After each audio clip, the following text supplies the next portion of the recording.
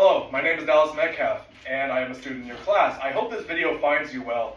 The reason that this video and the one I'm going to do immediately after this is late is because my phone broke. I emailed you and I sent you a couple messages in Canvas, and I didn't hear a response, and so I'm just going to turn them in. And in those attached emails and messages, I have a receipt proving that my phone was in fact broken, and I have it signed by the guy.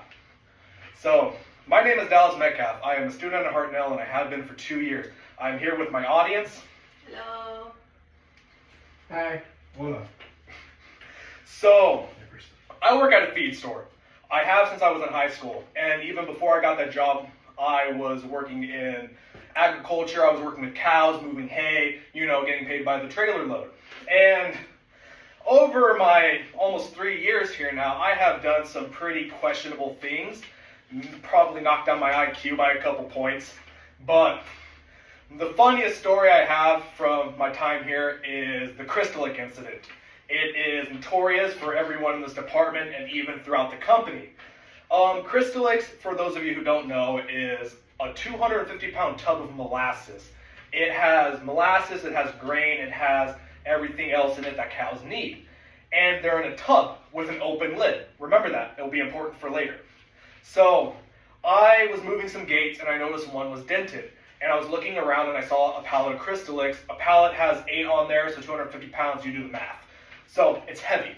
So, I picked it up with the forklift and I weighed it down on the gates and it unbent the gates. Gates looked perfectly fine. And then I turned the forklift around and the Crystallic came off the pallet cracking on the ground. So I put it back and I tried to sell it, nobody would want it. So the next weekend when I came back, it was leaking out the side, with the crack on the side. So I turned it over, so that way it wouldn't leak out of the small crack. Failing to realize the error of my ways until next week when I came and it was spilled all over the ground out of the big hole in the top. The lack of intelligence I displayed there mimics that of a monkey. I have no other way to describe it other than my brain blanked.